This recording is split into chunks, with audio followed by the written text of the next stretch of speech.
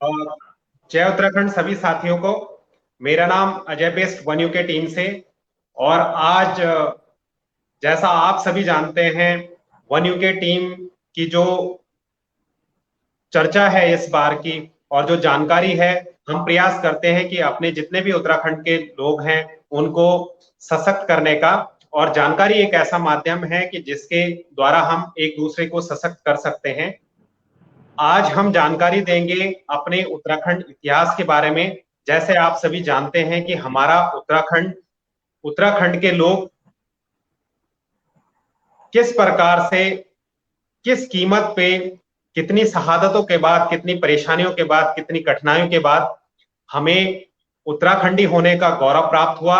और इसके साथ चर्चा में जुड़े हुए हैं हमारे साथ आंदोलनकारी श्री देव सिंह बिष्ट जी, और साथ में है वन यूके टाइम से यशोदा जोशी जी। आप दोनों का बहुत बहुत स्वागत है आज की चर्चा में।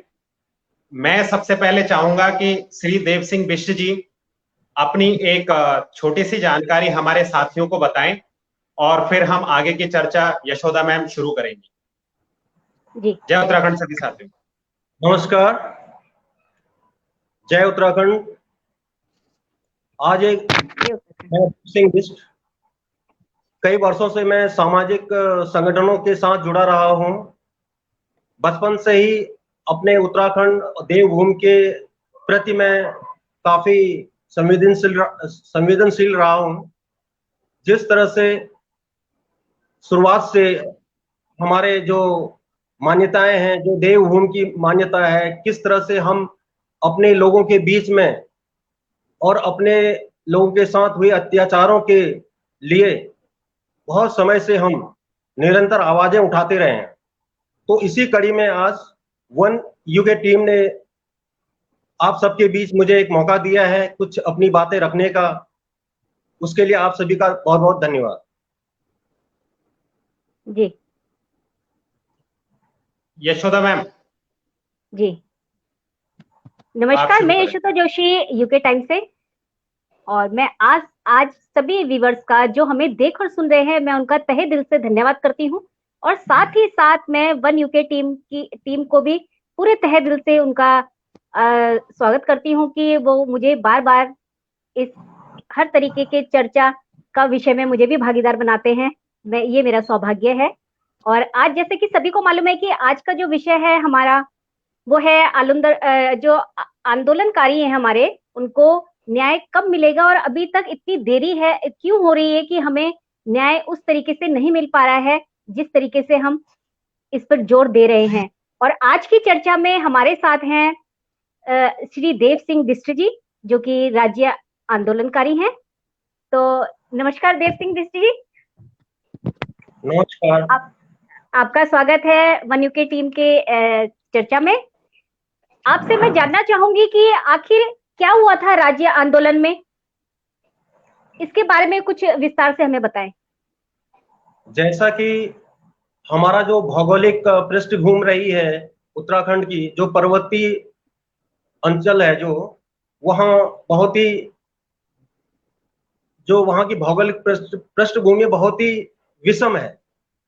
जब तक उत्तर प्रदेश में, लखनऊ में राजधानी थी, उत्तर प्रदेश बहुत ही बड़े विस्तार में ये राज्य रहा है, तो जो सचिवालय से कुछ भी ऐसी योजनाएं होती थी तो हमारे पहाड़ी जगहों पे वो आसानी से नहीं पहुंच पाता था।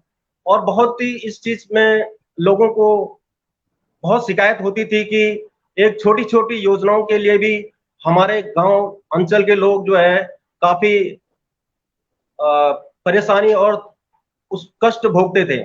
तो ये जो सामाजिक लोग थे या जो अपने समाज के प्रति इस तरह से कार्य करते थे, उन लोगों ने इस आवाज को बुलंद करने की कोशिश की, लेकिन उसका कोई परिणाम नहीं निकला। जबकि उस वक्त एनडी तिवारी जी भी हमारे उत्तर प्रदेश के मुख्यमंत्री रहे हैं और हेमवती नंदन बहुगुणा जी भी रहे हैं। धीरे धीरे करके काफी स्थिति ऐसी होती रही, उसका कोई विशेष प्रभाव नहीं पड़ा। उसी सब्जेक्ट को लेकर हमारे तमाम उत्तराखंडी लोगों ने आवाज उठाई और बार बार सरकार को आगाह किया कि भाई हमें जो समुचित योजनाओं का लाभ नहीं मिल पा रहा है उसको आप हमें या तो दीजिए, और यदि आप नहीं दे पा रहे हैं या दे पाने में असमर्थ हैं तो हमारा जो उत्तराखंड का जो क्षेत्र है उसके लिए हमें अलग राज्य दीजिए। तो ये चीज बहुत पहले से चलती आई और धीरे धीरे करके ये एक विस्तार इसने एक बहुत बड़ा विस्तार पकड़ा। धीरे धीरे करके लोग जुड़ते चले गए, लोगों के अंदर एक ये चीज था कि आखिर हमें वो हक क्यों नहीं दिया जा रहा है, हमारे लोगों को वो चीज क्यों नहीं मिल पा रही, चाहे वो नौकरी का हो, शिक्षा का क्षेत्र हो, पानी की समस्याएं हो, सड़क हो, तमाम ऐसी चीजें हैं कि जिसके लिए लोग बहुत ही दुखी और मुसीबत झेल रहे थे। आखिरकार मजबूर होकर हमारे उत्तराखंडी जो लोग थे उन्होंने ये चीज में मजबूर हुए कि आखिर हमें इसके लिए एक जन आंदोलन करना पड़ेगा, सरकार को जगाना पड़ेगा। इसी कड़ी में इन्होंने जहां तहां लोगों को जागरूक करने का काम किया, जबकि आज डिजिटल का जमाना है, उस समय ऐसा कुछ नहीं था। आप सोचिए लोग किस तरह से दूर दूर गांव में जाते थे, छोटी छोटी की बैठकें करके लोगों को जगाते थे कि भाई हमें अगर अपना हक लेना है सरकार से तो हमें इसके लिए अपना अलग उत्तराखंड मांगना पड़ेगा, इसके अलावा और कोई विकल्प नहीं है। तो इस तरह से लोग धीरे धीरे करके जुड़ते चले गए और उसके बाद ये परिणाम हुआ कि मुलायम सिंह सरकार थी उस टाइम में 94 में जी। और वो शुरू से ही जो मेरी सोच थी वो हमारे उत्तराखंड समाज के लोगों के प्रति उनके दिल में कोई विशेष ऐसा जगह था नहीं। तो जब खटीमा कांड हुआ, पूरी दुनिया को पता है, रामपुर तिराहा कांड हुआ मुजफ्फरनगर का, सारी दुनिया को पता है। ये तमाम हमारे उत्तराखंडी भाई बहनों ने, लोगों ने अपनी जान की बाजी लगाकर किस तरह से उन्होंने रात दिन कितने समय से अपना समय को उन्होंने अपने उत्तराखंड समाज के लिए किया। आखिरकार क्या हुआ, उनकी जान भी गई, उन्होंने अपनी इज्जत भी गंवाई। और ये चीज इस कड़ी में तब सम्मिलित हुए कि उस टाइम के लोगों में एक चाह थी कि हमारे अपने लोगों को कुछ मिले, उसके लिए उन्होंने ये लड़ाई लड़ी। जी जी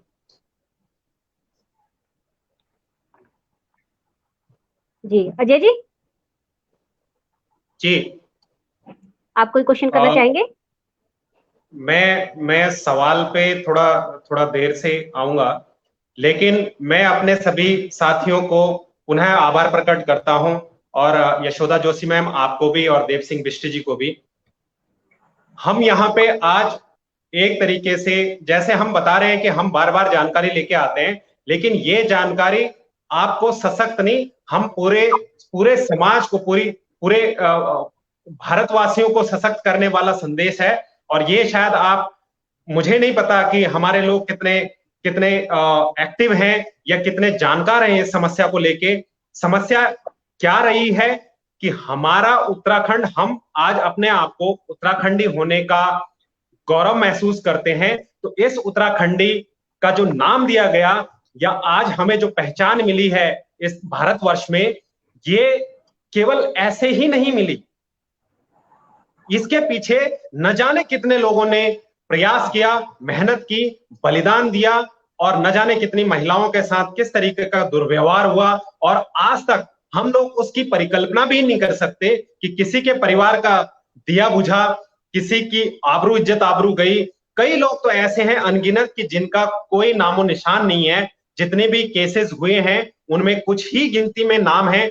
जैसे अगर आज मैंने अपने फेसबुक पेज पे रामपुर तिराहा कांड को लेके जो एक विकिपीडिया जिसको की जानकारी का माध्यम आप कह सकते हैं, वैलिडेटेड इंफॉर्मेशन जिसको हम कहते हैं कि वैलिडेटेड इंफॉर्मेशन मिलती है, आप उसको पढ़िए और यकीन मानिए अगर आपके आंखों से अगर आंसू ना गिरे तो या तो आपके अंदर संवेदनाएं खत्म हो चुकी हैं या फिर आप उत्तराखंडी नहीं हो सकते। वो उत्तराखंडी जो उस देवभूमि से आता है, हम लोगों ने क्या परिकल्पना करी थी, केवल यही तो मांगा कि हमें हमारा राज्य अलग दीजिए ताकि जो हमारी समस्याएं हैं वो हम मिलके उनको सुलझा सके। क्योंकि लखनऊ में कोई सुनने वाला, हमारी भावनाओं से कोई जुड़ने वाला कोई नहीं है। पहाड़ में, अगर आज किसी साथी ने भेजा था कि पहाड़ की समस्याएं पहाड़ों जैसी हैं, ये कोई छोटी समस्या नहीं है। वो जो पहाड़ों जैसी समस्या है उनको हम मिलके कैसे रिजॉल्व कर सकते थे, उसके लिए आंदोलन था। तो क्या गलत था? और हमने किस आंदोलन में हमारे उत्तराखंडी या देवभूमि के लोगों ने, जिसको कहते हैं कि गलत तरीके से अपनी डिमांड करी है, शांति प्रिय डिमांड हमेशा हमारी रही है। और आज भी हम ये कहते हैं संवैधानिक तरीके से जो भी बनता है आप उस पर कार्रवाई करें। लेकिन 26 वर्षों से अगर इस केस में एक भी व्यक्ति गुनहगार नहीं मिला तो ये किसकी कमियां रही हैं? हमारा उत्तराखंड राज्य भी बना, 20 साल उसको हो गए। हमें लगा उत्तराखंड राज्य बनेगा तो शायद सरकार इसमें जागेंगी। अपनी हर बार देख लीजिए कि सरकारें आती हैं, कहती हैं कि हम आंदोलनकारियों को न्याय दिला के रहेंगे, लेकिन ये घोषणाएं ही रह जाती हैं और हम लोग फिर से बेवकूफ बनते हैं। लेकिन हम कितनी बार बेवकूफ बने, 20 साल से बनते आ रहे हैं, अब कितनी बार बने और हमारे पास क्या ऑप्शन है? तो ये सब जानकारी हम देना चाहते हैं कि किस तरीके से किन लोगों ने क्या शहादतें दी हैं, किस प्रकार से यहां तक हमें पहुंचे हैं। उनके लिए हम एक प्रयास है, क्योंकि मैं खुद नहीं जानता था, हमें पता था कि बलिदान हुए हैं, लेकिन इस तरीके से नरसंहार हुए, वो भी आजाद भारत में, जो हम परिकल्पना भी नहीं कर सकते। इस तरीके से हमारे देवभूमि के लोगों पे लाठीचार्ज कर दी, गोलियां चला दी गई। तो जब उसकी परिकल्पना, उसका हम इमेजिनेशन भी करते हैं तो हमें आज भी हमारे रोंगटे खड़े हो जाते हैं। 26 साल, लेकिन ऐसा क्या है कि इस तंत्र को कहीं भी सुध नहीं है क्या? मेरे संविधान, हमारे सवाल है सर विश जी, हमारे सवाल है, क्या हमारे संविधान में प्रत्येक व्यक्ति को समान अधिकार है? बिल्कुल। अगर है तो क्या वो उत्तराखंडियों के लिए नहीं है? मेरा मानना है जब ये उत्तराखंडियों के लिए है तो फिर 26 वर्षों से हमें न्याय क्यों नहीं मिला? ये सवाल लेके हम कहां जाएं? कौन हमें इन सवालों का जवाब देगा? और हमें अब करना क्या है? देखिए, मेरा हिसाब से हमें क्या करना चाहिए? मैं बताऊं इस बारे में, मैं बोलूं? जी प्लीज। जी जी जी। देखिए, ये ज्वलंत जो है आपके सवाल जो है, ये सिर्फ वन यूके का नहीं है, ये उत्तराखंड के तमाम समाज में ऐसे लोग हैं जो आज भी इस हादसे से उभर नहीं पाए हैं। और आज उन लोगों का क्या कसूर था जिन्होंने अपने प्राणों की आहुति दी, जिन्होंने अपने घर बर्बाद कर दिए, और आज उनको मिला क्या? उत्तराखंड जैसे पहले था उससे भी बुरा हाल आज है। जी जी। जब हमारा देश आजाद, अंग्रेजों से आजाद किया गया था, तो गुलामी की जंजीरों से निकाल करके इस देश को आजाद इसलिए दिया गया था, जो हमारे चंद्रशेखर आजाद थे, और भगत सिंह, राजगुरु, सुखदेव, ये तमाम ऐसे थे, सुभाष चंद्र बोस जी, ये सभी क्रांतिकारियों का एक ही एजेंडा था कि अपने भारतीय लोग अपने द्वारा चुनी हुई सरकार में खुली सांस में जी सकेंगे, और जो भी उनके मौलिक अधिकार हैं उनका हनन नहीं होगा। लेकिन उसके बावजूद हमारे उत्तराखंड के साथ शुरू से ही अन्याय किया गया, उसका हक नहीं दिया गया। और आज जबकि हमारे खुद की सरकार है, हमारे अपने लोगों की सरकार है, और उनके दिलो दिमाग में उन न क्रांतिकारियों के बारे में कोई सोच है, न ही वो उनके लिए लड़ना चाहते हैं। 20 साल हो गए, 20 साल से निरंतर कभी बीजेपी कभी कांग्रेस, तमाम ऐसे लोग हैं, इन्होंने हथियार डाल दिए हैं और न ही ये लड़ना चाहते हैं, न ही इनके दिलो दिमाग में इस बात की कोई कल्पना है। क्योंकि इसकी वजह मैं आपको एक और बताता हूं जो मैं समझ पाया हूं। जब ये रामपुर तिराहा कांड हुआ था मुजफ्फरनगर का, या खटिमा कांड हुआ था, नैनीताल के अंदर हुआ था, और रुड़की के अंदर हुआ था, ये तमाम ऐसी एक के बाद एक ऐसे हत्याकांड हुए हैं, उसमें ज्यादातर सभी ये पुलिस वाले थे। इसमें सारे अपराधी जो थे, जो जिन्होंने हत्याएं की थी, क्रूरतम हत्याएं की थी, ये सारे पुलिस के अधिकारी थे। और इसमें जो उस समय जिलाधिकारी थे आपके मुजफ्फरनगर के, ठीक है, उन्होंने अपने दम पर ये गोलीकांड नहीं कराई, उसके लिए सचिवालय से आदेश आया होगा, तब ये बेकसूर लोगों पर जो है गोलीकांड हुआ, उनके साथ महिलाओं के साथ व्यभिचार हुआ। ये बहुत बड़े लेवल पे हुआ है, इसमें सरकार तक इन्वॉल्व है। जब सीबीआई के पास केस गया, सीबीआई के पास जाने के बावजूद भी तमाम ऐसे पुलिस अधिकारी जो थे वो फंस रहे थे, सीधे इन्वॉल्व थे। और जब रामपुर और वो मुजफ्फरनगर कांड हुआ था, उसके आसपास के गांव वालों ने बाकायदा वहां पे गवाही दी कि इन पुलिस वालों ने खेतों में जाके महिलाओं के साथ किस तरह से अभद्र और किस तरह से वो किया, और किस तरह से वो गंग नहर में लाशों को फेंका गया। उसके बावजूद भी सीबीआई इस केस को सॉल्व कर सकती थी, लेकिन आप सब लोगों को पता होगा इस पे बड़े बड़े मंत्रियों के लोगों के हाथ थे। उन्होंने इस केस को वहीं दबाने की कोशिश करी, सारे साक्ष्य मिटाए गए। मुलायम सिंह सरकार ने पूरी दमखम के साथ वो सारे जो कांड हुए हैं उस सबको सबूत मिटाया गया। जो सामने आया उन लोगों को क्या कहते हैं, डरा धमका करके और उनको उनके साथ ज्यादती करके उनको पीछे किया गया। यह वजह थी। जो उसका जो केस फाइल थी, वो केस फाइल आप सोचिए हाईकोर्ट से भी वहां से गायब करा दी गई। ये बहुत बड़े षड्यंत्र की बात है।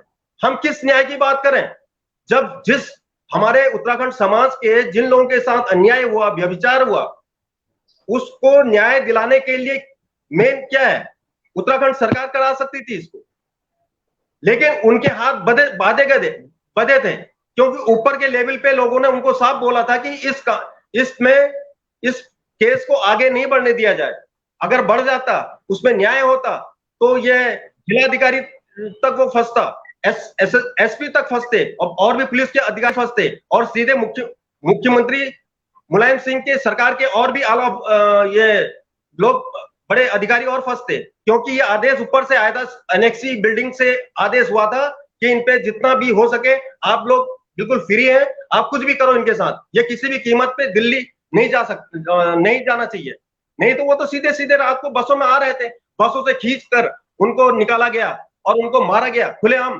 खटीमा के अंदर क्या था, एक सीधा सा जुलूस निकाल के जा रहे थे पुलिस थाने के आगे से, क्या किया था उन्होंने, दोबारा जब गए थे पुलिस वालों ने बिना क्या कहते हैं सूचना के उनपे गोली बरसा दी।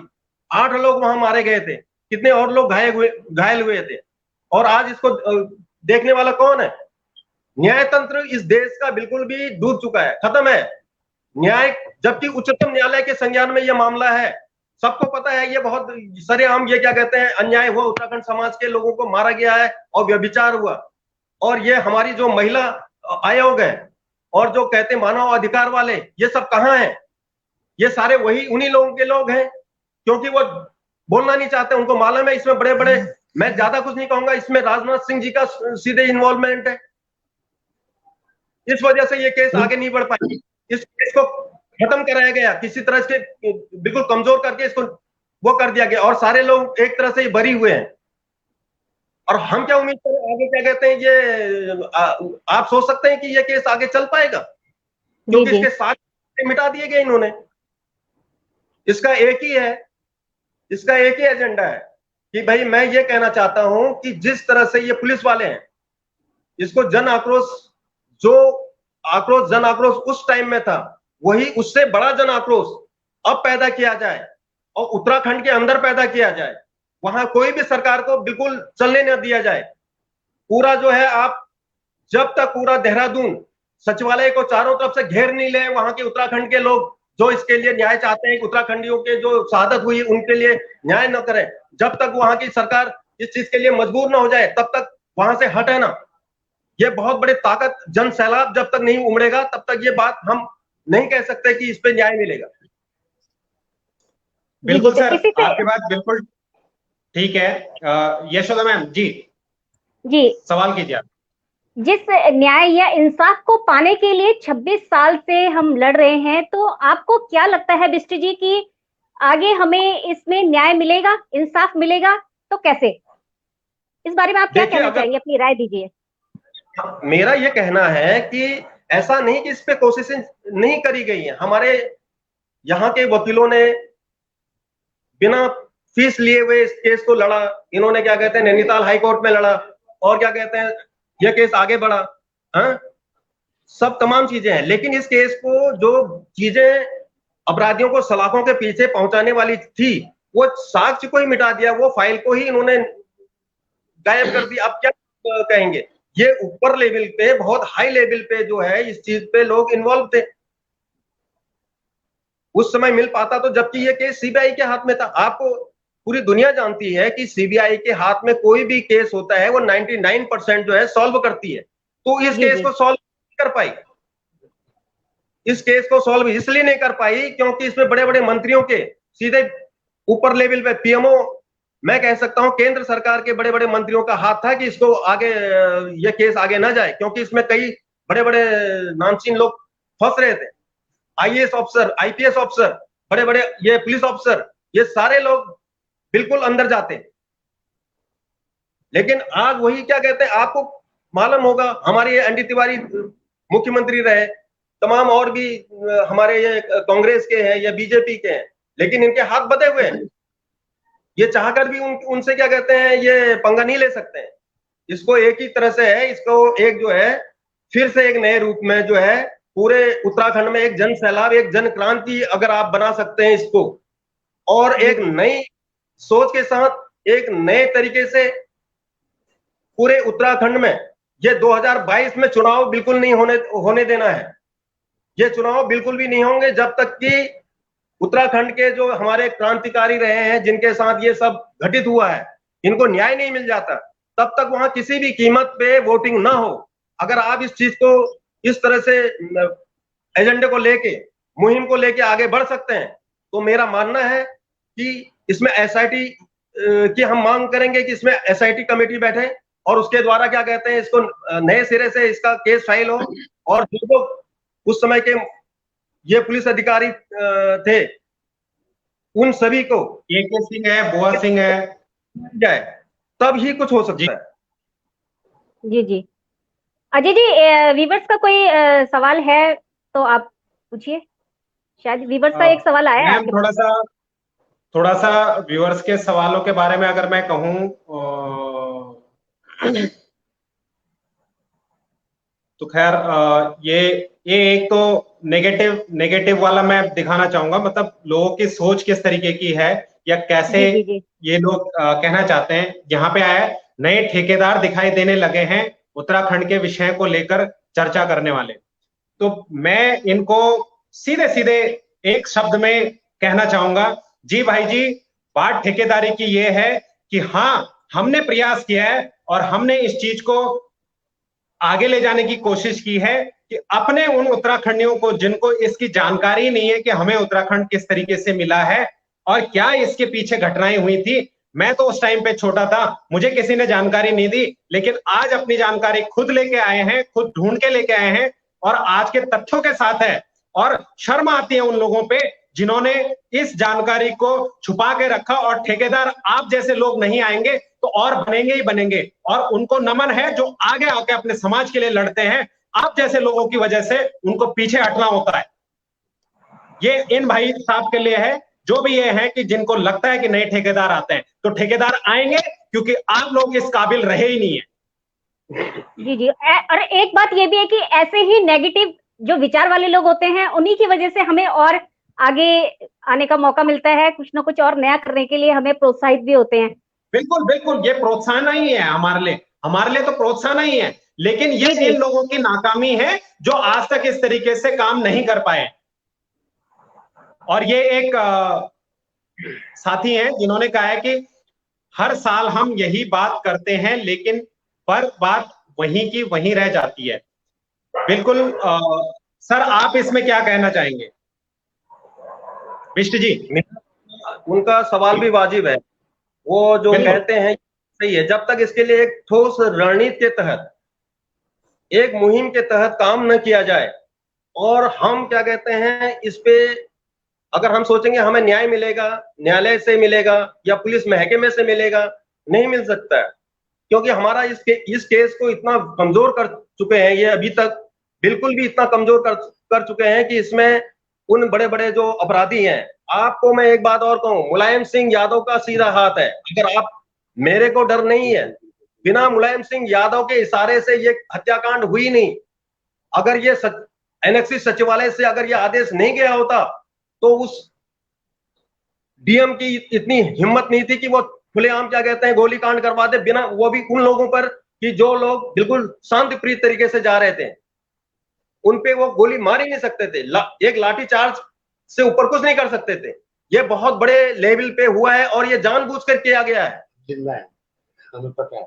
और उस दिन मैं जो है 2 अक्टूबर के दिन जब क्या कहते हैं मैं, हाँ, उस दिन जो है हम वहां थे रामला मैदान में, वहां भी हमने पुलिस के से डंडे खाए हैं। हम क्या कहते हैं सारे सीज कर दिए गए थे रास्ते। हम सुबह निकल गए थे 5 बजे पैदल, आगे रोड जाम थी, मतलब हमें गाड़ियां बिल्कुल आगे नहीं जाने दे रहे थे।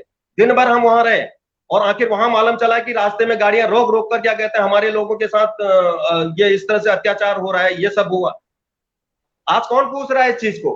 किस पे हम भरोसा करें? ना हम अपने उत्तराखंड सरकार के लिए, जिस चीज के लिए, जिस मिशन के लिए हमारे आंदोलनकारियों ने अपनी आहुति दी कि हमारे यहाँ के अपने लोगों की सरकार होगी तो वहां पे बिजली, सड़क, पानी और शिक्षा, रोजगार और एक खुशहाल उत्तराखंड बनेगा, जो उन्होंने सपने सजोए थे, उस सपने का क्या हुआ है? आज जो ये सरकारें आ रही जा रही, उन्होंने क्या काम किया इसमें? केवल वहां खनन माफिया पैदा हुए हैं, शराब माफिया पैदा हुए हैं और वहां पे भ्रष्टाचार आज चरम सीमा पर है। हर तरह से क्या कहते हैं भू माफिया देखिए, तमाम यहां से लोग बाग जाते हैं वहां, अपने लोग क्या कहते हैं उनको जमीनें बेच रहे हैं। क्या वो करना चाहते हैं? आने वाला टाइम अगर ऐसे ही रहा कुछ सालों बाद, हमारे अपने लोग कहां खड़े होंगे? हमारे वहां देवभूमि है ना, आज वहां की मान्यता खत्म ना। पर्यटन के मामले में अगर कोई सरकार ने अगर सही ढंग से दिशा निर्देश, सही ढंग से कोई योजनाएं बनाई होती तो पर्यटन में ही हमारे लाखों लोगों को रोजगार मिल चुका होता। कितने वहां पे 4 होटल खोले गए हैं, कितने क्या कहते हैं वहां पे पर्यटन स्थल उन्होंने ऐसे बनाए हैं कि लोग दूर दूर से आए क्या कहते हैं देखने के लिए। वहीं पे एक हिमाचल प्रदेश है, आप हिमाचल से तुलना कीजिए ना, बराबर के प्रदेश है, एक हिमाचल है, वहीं पे एक उत्तराखंड प्रदेश है, और दोनों में आप देखिए, और दोनों की लगभग माफी चाहता हूं मैं। एक्चुअली हम थोड़ा सा हमारा फोकस ये प्रत्येक व्यक्ति, प्रत्येक उत्तराखंडी, प्रत्येक व्यक्ति जानता है कि इस टाइम पे उत्तराखंड की दशा क्या है, लेकिन हमें उत्तराखंड मिला किस कीमत पे मिला और क्या इसके पीछे बलिदान रहे हैं, हम उनके बारे में अपने साथियों को बताना चाहते हैं ताकि उनको वो फीलिंग पता चले, उनको बलिदान पता चले, उनको कीमत पता चले कि यूं ही नहीं मैं उत्तराखंडी कहलाता हूं। जी, मेरा एक सीधा सा सवाल, इस समय जो भी त्रिवेंद्र रावत सरकार हो या आने वाले कोई दूसरी सरकार हो, उससे मेरा यह कहना है कि जो भी उत्तराखंड क्रांति कारियों का जो आंदोलन रहा है, ये हमारे जो है स्कूल की किताबों में ये चीजें आनी चाहिए, इसको पाठ्यक्रम में शामिल किया जाना चाहिए ताकि हमारे जो बच्चे हैं उनको पता चले कि उत्तराखंड जो हमें राज्य मिला है वो कितने मूल्यों पे मिला है, क्या क्या शहादतें दी गई हैं, और कौन कौन थे वो लोग जो जिन्होंने अपने प्राण न्योछावर किए थे। कम से कम ये चीज तो हो, ये पाठ्यक्रम में शामिल तो किए जाएं ये चीजें। मेरे ख्याल से आज तक तो, अभी तक तो है नहीं है ये पाठ्यक्रमों में हमारे उत्तराखंड में। हाँ, तो होना चाहिए ना, क्यों नहीं है ये चीजें?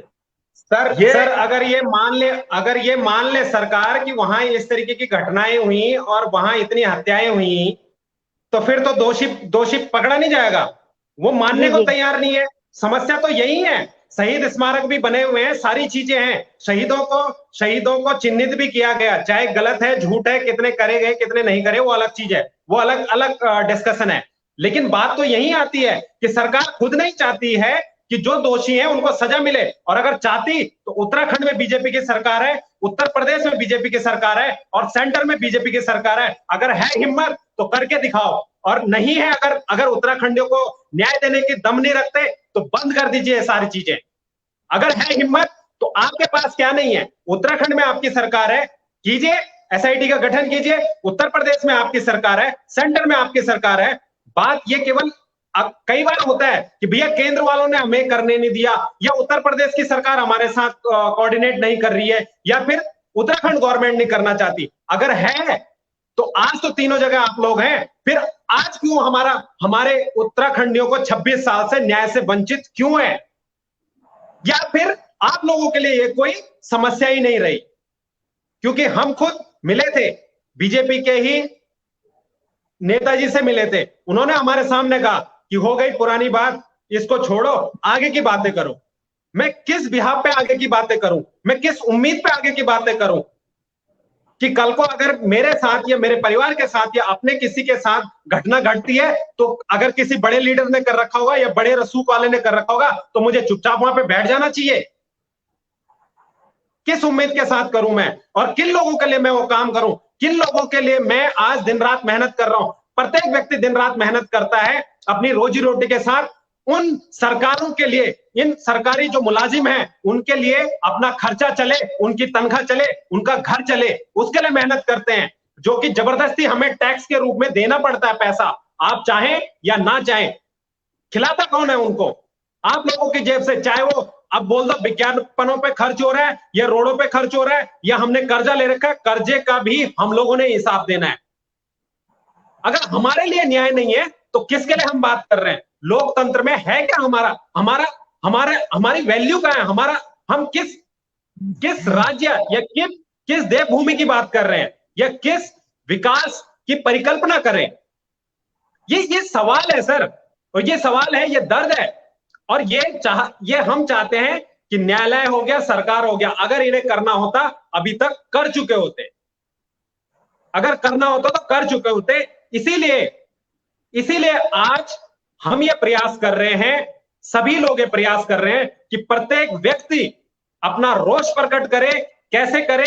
ये एक रणनीति के तहत हम प्लान कर सकते हैं, अपना रोष प्रकट करे, लेकिन ये दिखाए कि मेरे अंदर वो भावना है, मेरे अंदर वो दर्द है, और हमें वो राष्ट्र निर्माण चाहिए जिसके अंदर मैं अपने आप को सेफ महसूस कर सकूं। हमें वो राष्ट्र निर्माण चाहिए कि अगर कोई भी गुंडा कोई भी कहीं पे भी बैठा हो, अगर वो राष्ट्रपति ही क्यों ना हो, लेकिन अगर उसने गलत किया है तो उसे सजा जरूर मिलेगी। जिस दिन ये भावना मेरे प्रत्येक व्यक्ति, प्रत्येक भारतीय के अंदर आ जाएगी, और जिस दिन ये कॉन्फिडेंस होगा, उस दिन मैं और हम लोग सच में भारत का राष्ट्र निर्माण कर पाएंगे।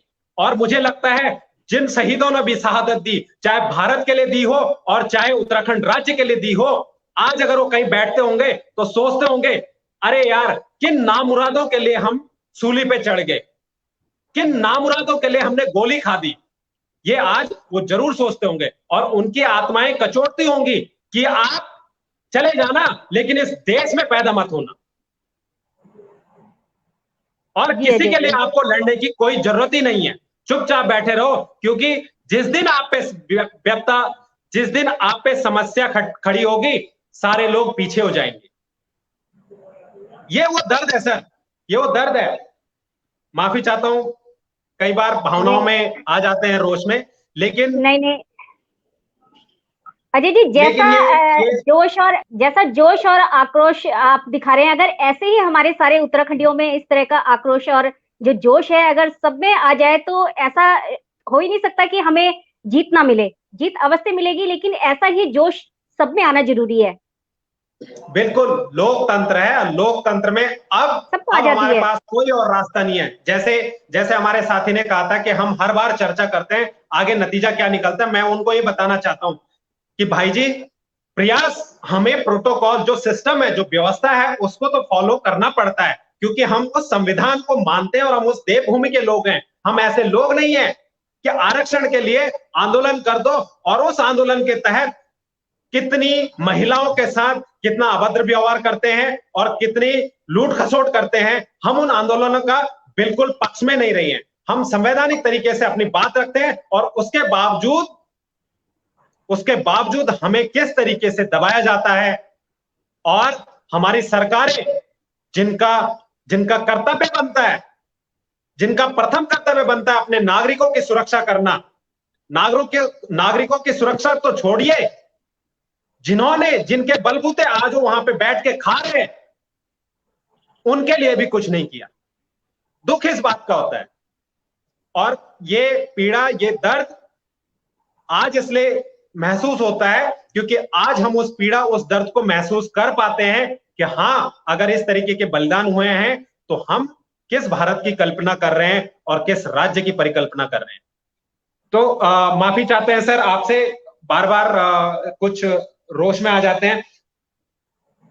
सर, ऐसा क्या कारण है कि हमारे नेता इस न्याय के लिए कभी आगे नहीं आते हैं? यह आपसे सवाल है सर बिष्ट जी।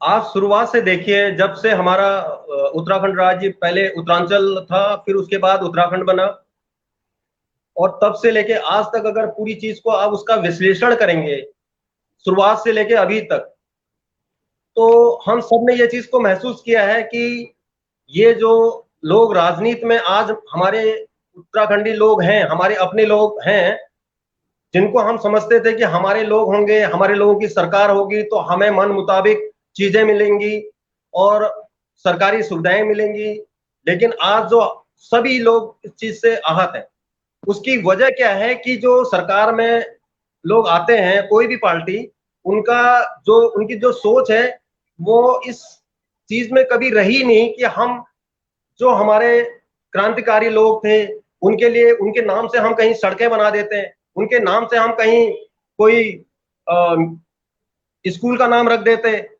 या कोई चौराहे का नाम रख देते, ताकि उनके नाम से लोग जानते कि हाँ भाई ये क्रांतिकारी था, इन्होंने क्या कहते हैं खटीमा में अपनी शहादत दी थी या मुजफ्फरनगर में दी थी।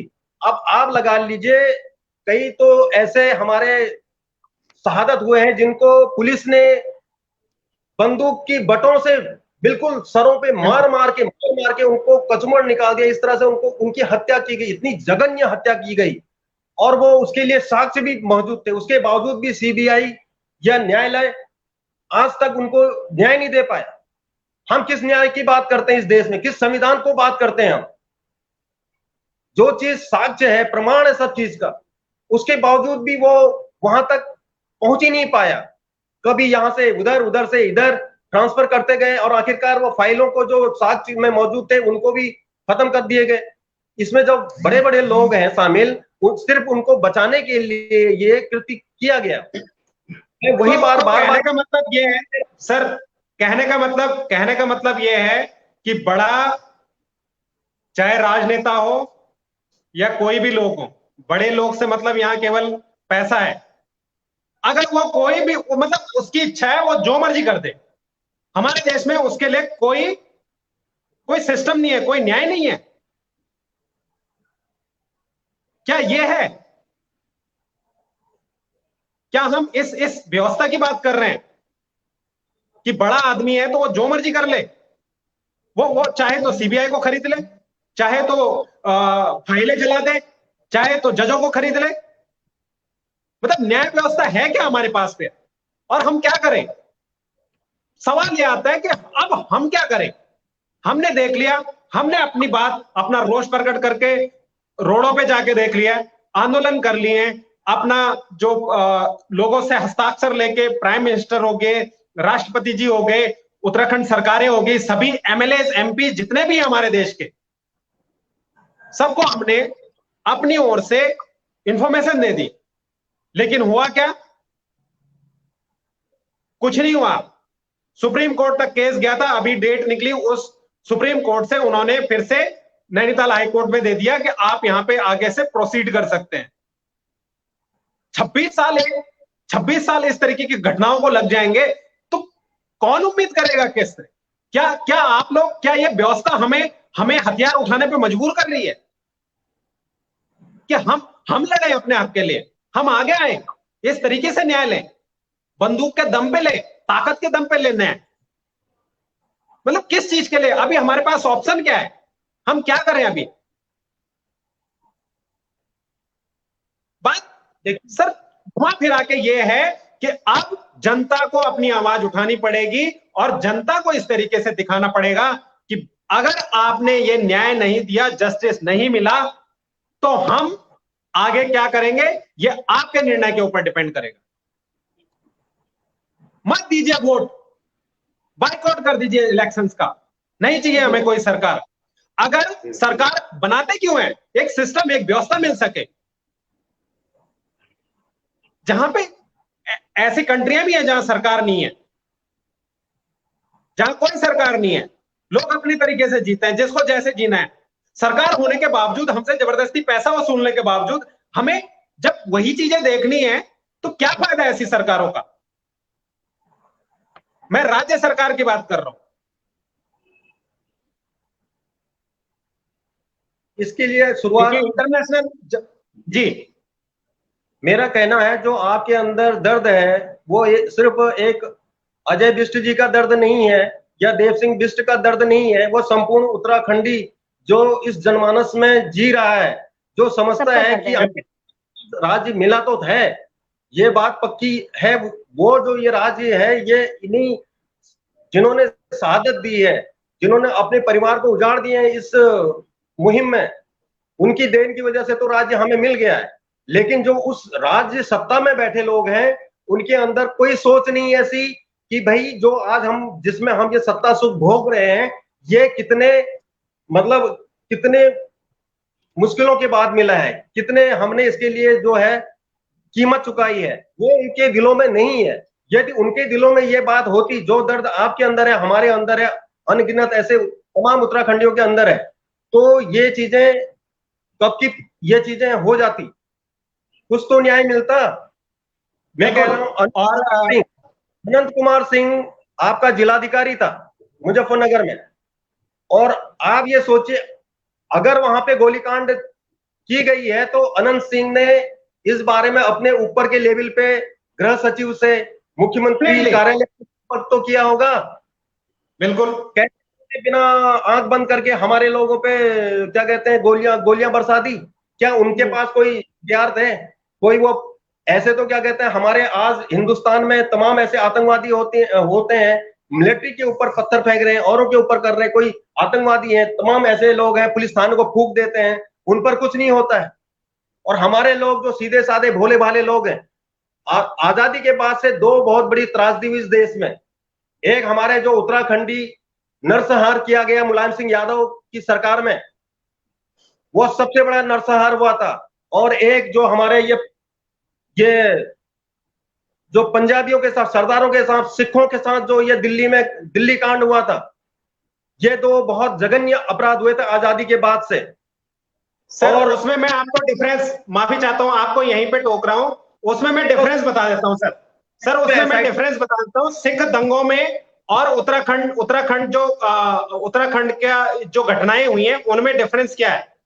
उन दोनों में डिफरेंस ये है, सिख दंगे जो हुए वो पब्लिक के साथ हुए, बिल्कुल सही, राइट्स हुए वो पब्लिक ने किए, मॉब ने किए।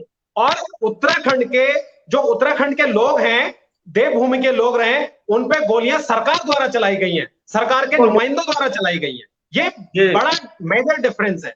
तो इन चीजों को हमें समझना पड़ेगा, इन दोनों की आप मतलब कंपैरिजन, डेफिनेटली कि लॉसेस हुए हैं, लेकिन कंपैरिजन इस तरीके का नहीं हो सकता। यहां पे एक सोची गई रणनीति के तहत प्रशासन के द्वारा अपनी जनता के ऊपर गोलियां चला दी गई हैं। ये कांड कब सुने आपने? इस तरीके के कांड अंग्रेज, और आप देख लीजिए, अगर आप पुरानी चीजें देखेंगे तो कहते हैं उस टाइम पे कि इस तरीके की घटनाएं तो अंग्रेजों ने भी भारतीयों पे नहीं करी थी, इस तरह के अत्याचार अंग्रेजों द्वारा भी नहीं किए गए थे। जलियांवाला बाग जो है, केवल गोलियां चलाई गई थी, वहां महिलाओं के साथ अभद्र व्यवहार नहीं हुआ।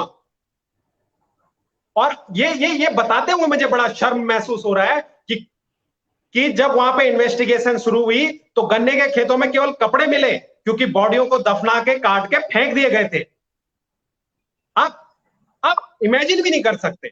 और न जाने कितने, अगर सीबीआई की इंक्वायरी की बात हो रही है तो सीबीआई की इंक्वायरी में साफ साफ कहा गया है, उनके हिसाब से उन्होंने 400 या 500 लोगों को गवाह लिया गया था। और ये पेपर्स हैं, आज की डेट में पेपर्स हैं उन्होंने क्या स्टेटमेंट दी गई है? जब इन्वेस्टिगेशन के लिए यूपी सरकार के पास गए थे, उस टाइम पे यूपी सरकार में राजनाथ सिंह जी मिनिस्टर थे, सीएम थे, मुख्यमंत्री थे, उनसे परमिशन के लिए गए आगे प्रोसेस करने के लिए, उन्होंने वो परमिशन वहीं पे रोक दी गई है। तो ऐसा नहीं है। और जब इस तरीके, मतलब कोई भी हो, चाहे मैं क्यों नहीं हूं, अगर मेरे परिवार के या मैंने कुछ गलत कर रखा है, मैं किसी भी पद पे हूं, कहीं पे भी हूं, मैं किसी भी पावरफुल, तो क्या मतलब मेरे को सजा नहीं मिलेगी? मैं ऐसे ही छूट जाऊंगा? और जो गरीब आदमी है, जिनका कोई नहीं है, वो ऐसे ही मरते रहेंगे? यही है लोकतंत्र। लोकतंत्र का मतलब केवल वोट देना रह गया? खैर, बार बार मैं इन चीजों पे आ रहा हूं सर। इसमें आपको क्या लगता है कि 26 वर्षों से जो न्याय नहीं मिला है, 26 वर्षों से न्याय नहीं मिला है, इसके जिम्मेदार साफ साफ शब्दों में बताइएगा सर, इसके जिम्मेदार कौन है आपको जो लगता है? जो आज तक न्याय नहीं मिल पाया हमारे क्रांतिकारियों को की शहादतों को की वजह से के लिए, उसमें जो है सबसे बड़ी भूमिका निभा रहे हैं हमारे उत्तराखंड में बैठे जो सरकार में के नुमाइंदे। अगर ये चाहते, इनके अंदर विल पावर होती, ये सोच होती इनकी कि भाई हम पहले, सबसे पहले इस कुर्सी में हम तब बैठेंगे, इस पे हम तब वो करेंगे इसका, जब तक हम अपने लोगों को न्याय नहीं दिला सकेंगे। ये चाहते, इनके अंदर ये सेंस होता, इनके अंदर ये इनके अंदर दिमाग में ये बात होती, जो हमारे आपके अंदर जज्बा है वो चीज इनके अंदर होता, तो आप यकीन मानिए ये हो सकता था। लेकिन ये सोए हुए लोग हैं, ये लोग सोए हुए हैं, इनको सिर्फ ये अपने लिए जीते हैं, अपना घर भरने के लिए जीते हैं, अपने परिवार के लोगों के लिए जी रहे हैं। ये उत्तराखंड के अब कला का भला नहीं कर सकते हैं। आप ये सोचिए, महात्मा गांधी जी का भी ये कहना है कि अगर भारत को बड़ा बनाना है तो पहले उसकी शुरुआत गांव से करिए। आज हमारे उत्तराखंड के गांव में ही जाइए, इतने सालों बाद भी आज कई कई गांव में बिजली नहीं है, पानी का इतना अकाल है वहां पे। मेरे एक दोस्त ने मेरे को एक वीडियो शेयर किया था कि भाई अल्मोड़े के अंदर एक गांव है, वहां पे क्या कहते हैं, पानी के लिए आज भी महिलाएं दूर दूर जा रही हैं, वहां पानी दिन भर मतलब ढो रही हैं, और घर पहुंचते पहुंचते उनको 4-5 जगह उसको आराम करना पड़ता है। इतना मतलब लंबा वो रास्ता 3-4 किलोमीटर दूर से लाना पड़ रहा है। तो क्या हम इसी कल्पना के साथ क्या कहते हैं ये उत्तराखंड राज्य मांगा था? इससे अच्छा तो उत्तर प्रदेश के साथ जैसे चला आ रहा था तो वो ठीक था। क्या मिला फिर? बिल्कुल सब कुछ तो खोया, ये हमने सब कुछ खोया। बिल्कुल सर। इसके लिए एक नई, इसके लिए आप समाज में एक नई सोच पैदा करिए, इसके लिए ऐसे लोगों को चिन्हित करिए, एक ऐसे बहुत बड़ा ब्रिगेड, एक ऐसा। सर मैं दोबारा सवाल पे आ रहा हूं। 26 वर्षों से जो हमारे आंदोलनकारी रहे हैं उनको न्याय न मिलना, आपके हिसाब से जिम्मेदार कौन? क्या कह रहे हैं? मैं एक बार प्लीज। 26 वर्षों से जो जस्टिस नहीं मिला है उसके लिए जिम्मेदार कौन है? उसके लिए सीधी सी बात है, हमारी न्याय प्रणाली जो है लचर, वो है प्रशासन है, उसके लिए आम आदमी जिम्मेदार नहीं है, उसके लिए सरकारें जिम्मेदार हैं। उसके लिए जी जिम्मेदार या तो सरकारें हैं या फिर न्याय प्रणाली है। यदि अगर सुप्रीम कोर्ट ये संज्ञान में इसको ले लेता कि भाई जो लोगों के साथ इतना जघन्य हत्याकांड हुआ है, गोलीकांड हुआ है, हमें उन सब के जो है अपराधियों के वो लोगों को हर कीमत पे क्या कहते हैं सलाखों के पीछे भेजना है। स्पेशल इसके लिए क्या कहते हैं एसआईटी का गठन करके सीबीआई को डायरेक्ट निर्देश देते हैं कि कैसे भी करके ये इस पे जो है न्याय हमें देना है। कौन किस न्याय की बात हम सोच रहे हैं आज? हमें नहीं लगता है कि इस तरह से न्याय मिल पाएगा हमारे अपने लोगों के लिए। हमारे उत्तराखंड की सरकार सोई हुई है, हमारा समाज जो है वो जो चाहते हैं वो तो बेचारे क्या कर सकते हैं, वो भी लाचार है। चाहते तो हैं कि ये उनको न्याय मिले, लेकिन वो भी अकेले क्या कर सकते हैं? इसके लिए तो या तो आप एक बहुत बड़ा संगठन खड़ा करिए जिसमें कम से कम 10-20 हजार ऐसे युवा सोच वाले लोगों को आप तैयार करिए कि जो क्या कहते हैं, इन जो हमारे क्रांतिकारी को न्याय के लिए आवाज उठाए और जन जन। बिल्कुल सर, आप माफी चाहता हूं, आपने बिल्कुल सही कहा। शासन, प्रशासन, न्याय व्यवस्था, ये दो तो जिम्मेदार हैं। तीसरा, क्योंकि लोकतांत्रिक देश है, तो तीसरा जिम्मेदार हमारा वो समाज है, हमारा वो समाज है। उसके लिए उसका एक छोटा सा मैं कहना चाहूंगा सर। क्या चीजें होती हैं कि जब भी किसी चीज को हमें दिखाना पड़ता है, चाहे मैं वो टीवी की बात करूं, चाहे मैं इलेक्ट्रॉनिक माध्यम की बात करूं, मीडिया की बात करूं, तो मीडिया हमेशा जो जनता चाहती है उन्हीं चीजों को उठाती है। लेकिन ये सोच मीडिया की, मतलब ये जनता की सोच मीडिया तक नहीं पहुंची है, और मीडिया तक पहुंचाने के लिए ही हम लोग प्रयास कर रहे हैं। सोशल मीडिया हमारा एक माध्यम है। यहां पे किसी को पैसे देके मुझे सोशल मीडिया पे प्रमोट नहीं करना, न्यूज नहीं चलानी मेरे को पैसे देके कि भैया पैसे जिसने दिए उसी की न्यूज चलेगी। कम से कम आज हमारे पास ये ऑप्शन है, और हम इसके माध्यम से चाहते हैं कि जितने लोगों तक ये जानकारी पहुंचे कि आज भी भैया 26 साल हो गए, लेकिन हमारे उत्तराखंड, हमारे देवभूमि के लोगों को न्याय नहीं मिला है।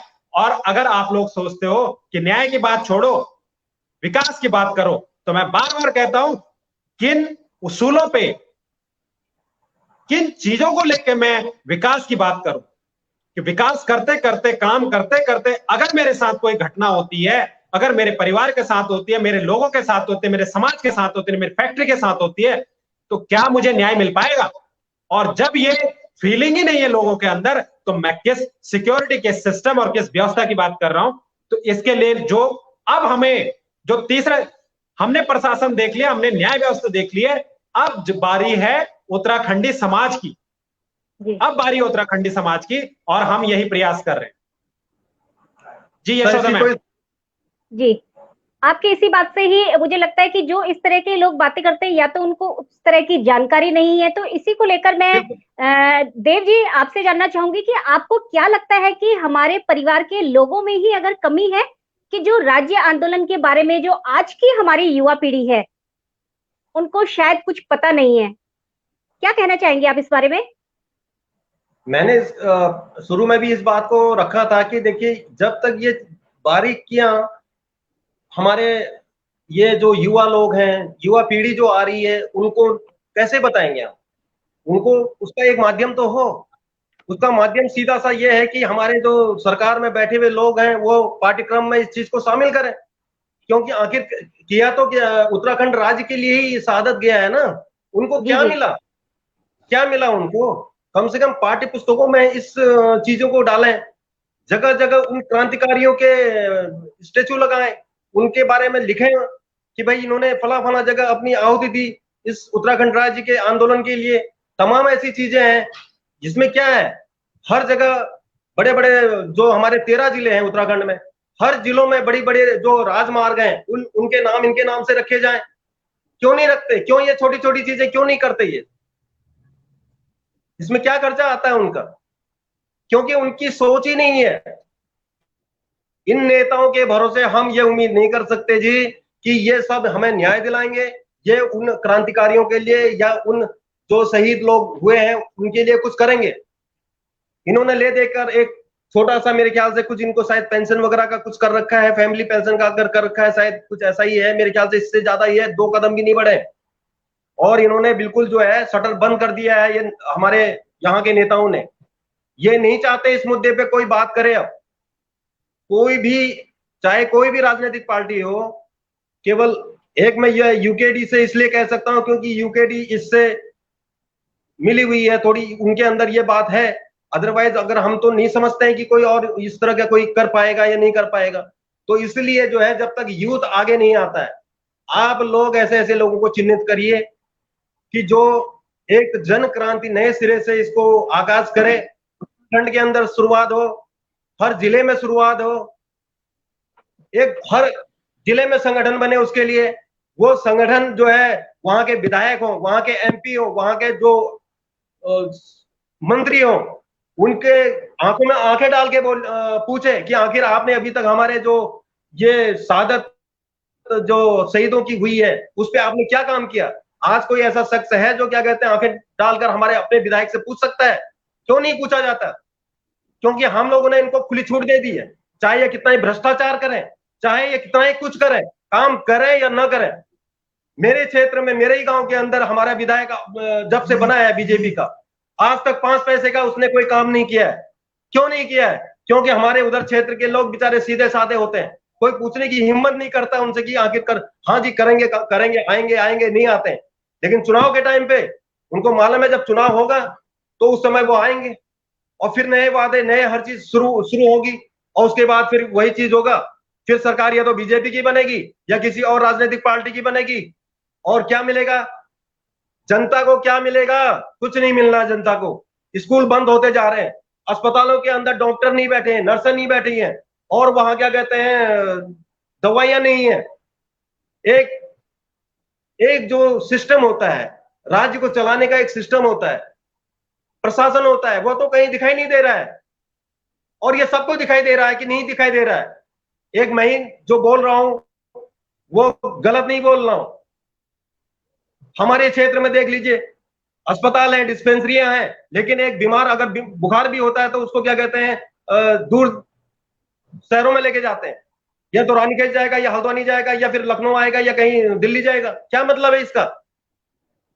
ये तमाम विसंगतियां हैं हमारे अपने राज्य की।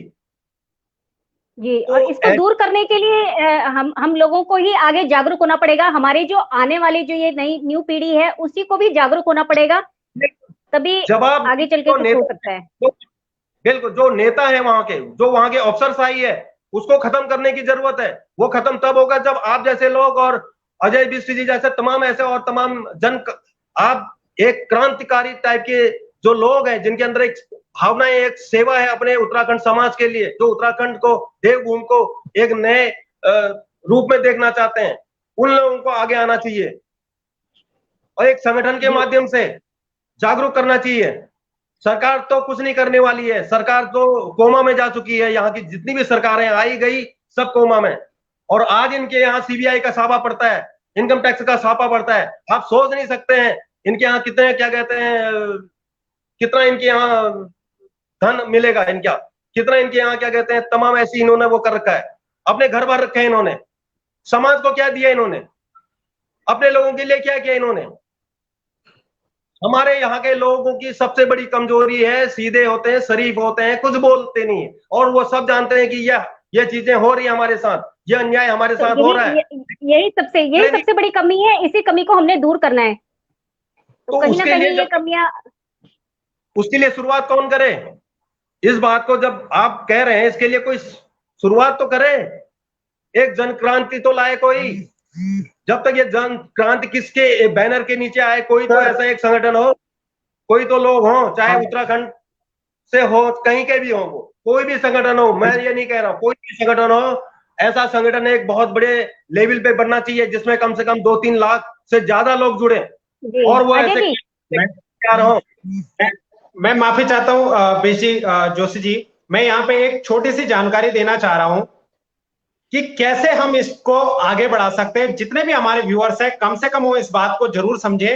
जैसे हमारी टीम से सोप्ती गैरोला जी हैं, उन्होंने एक टेक्स्ट में ये यहाँ पे हाईलाइट किया है, 5 murders, 28 killings, 7 gang rapes and 17 molestation cases and no justice for 25 years. ये हम लोगों ने पिटिशन डाली थी। ऑनलाइन एक प्लेटफॉर्म है जिसपे आप पिटिशन डालते हैं, उस पर आप डायरेक्ट इंफॉर्मेशन डाल सकते हैं कि हम किसको ये पिटिशन डाल रहे हैं, वो हमने किया हुआ है। अगर आप इस पे यहाँ पे लिंक है, जितने भी व्यूअर्स हैं, जितने भी साथी हैं, इन चीजों को देख लीजिए कि आप इस पिटिशन को जरूर साइन कीजिए। इसमें जब सिग्नेचर की संख्या आपकी 1,00,000-2 लाख आराम से हो जाएगी तो डेफिनेटली एक तो जिसने प्लेटफॉर्म दिया है वो लोग इसको देखेंगे, दूसरा जो इस पे टैग हैं, इस पे टैग हमारी होम मिनिस्ट्री है, पीएमओ है, यूपी गवर्नमेंट है, उत्तराखंड गवर्नमेंट है, वो लोग इसको देखेंगे। और जब इस पे कोई बात बढ़ेगी, अब ये जन आवाज के थ्रू ही काम होगा, वरना नहीं होने वाला है। और हमें मेक श्योर करना है कि हम चाहते हैं राष्ट्र निर्माण करना, हम चाहते हैं समाज निर्माण करना, लेकिन जो आपकी जिम्मेदारी है वो आपको पूरी करनी पड़ेगी। और आपकी जिम्मेदारी है कि अगर कोई गलत है, चाहे वो कोई भी हो, उसको सजा मिलनी चाहिए। तो 26 साल अब नहीं, हम इस मांग को उठाएंगे। न्याय हमारा हक है, ये मुहिम चल रही है, आप लोग इसमें साथ दीजिए। जरूरी नहीं है 1UK टीम का नाम आए, जो भी संस्थाएं हैं आप अपने नाम से कीजिए। अगर नाम की परेशानी है आप अपने नाम से कीजिए, हमें साथ ले लीजिए, हम साथ है। ये जिस दिन ये नाम मेरा, ये इससे बाहर आ जाइए। अब बहुत हो गया है, मैं मेरा मुझे, इससे बाहर आ जाइए, हम की बात कीजिए, हम हमारे लिए, तो डेफिनेटली हमें सक्सेस मिलेगी। वरना मैं मेरा तक जब तक हम सीमित रहेंगे कुछ नहीं होगा। हो सकता है एक दो के फायदे हो जाएं। जी यशोदा मैम। जी आगे देव जी, मैं आपसे जानना चाहूंगी कि आज कितने ही उत्तराखंडी हमारे वकील हैं जो अच्छी अच्छी पोस्टों पे हैं, लेकिन उत्तराखंड की जहां समस्याओं की बात आती है या पीड़ित जो राज्य आंदोलनकारियों की न्याय के लिए जहां जो बात आती है, तो उस मामले में वो आगे नहीं आते हैं, ऐसा क्यों? मैं आपकी राय जानना चाहूंगी। देखिए, करना तो 100 में से 20-25 लोग 30 लोग चाहते हैं कि ये चीज हम करें, लेकिन उनको प्लेटफॉर्म मिले तो सही, वो जाए कहाँ? उनको ऐसे कोई संगठन हो, कोई संस्था हो, कोई ऐसा कुछ तो हो जहां पे उनको बोले कि भाई आप अपनी सेवाएं हमें दें। मना थोड़ी करेंगे वो, भाई कोई तो शुरुआत करे। हमारे लोगों में क्या है, डरते हैं, वो प्रशासन से डरते हैं, वो सरकार से डरते हैं। उनको ये नहीं मालूम है कि संविधान के अंदर एक आर्टिकल है, संविधान ने सबको राइट टू स्पीच का एक है कि आप अपनी बातों को तरीके से खुले मन से में बोल सकते हैं, चाहे वो सरकार बिल्कुल क्यों ना, किसी अफसर के खिलाफ ही क्यों ना हो। लेकिन हमारे यहाँ के लोग डरते हैं, घबराते हैं कि कहीं ऐसा ना हो यार कि ये सच्चाई हम बता दें। कई लोग ऐसे हैं कि जो तहसील में जाते हैं, डीएम ऑफिस के पास जाते हैं, शिक्षा मंत्रालय में जाते हैं, तमाम घूसखोरी हो रही है, खुलेआम उनको परेशान किया जाता है, प्रताड़ित किया जाता है, लेकिन वो अपनी चाह कर भी अपनी आवाज दबाते हैं, वो बोल नहीं पाते क्योंकि वो डरते हैं। जब तक ये जागरूकता हमारे लोगों के दिलो दिमाग में नहीं आएगी जागरूकता, तब तक इसकी कल्पना हम नहीं कर सकते। ऐसा नहीं है कि हमारे समाज में सारे लोग ऐसे ही हैं, हमारे समाज में बहुत अच्छे लोग हैं, पढ़े लिखे हैं, शिक्षित हैं, होनहार हैं, और सबसे बड़ी चीज है निडर लोग हैं। और उन लोगों को चिन्हित करना और उन लोगों को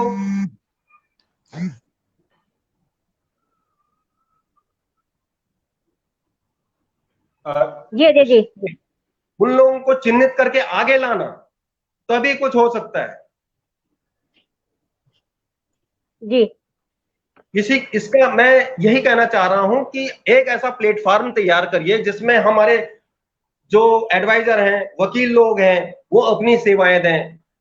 फ्रीडम फाइटर हैं आज भी होंगे हम उसमें।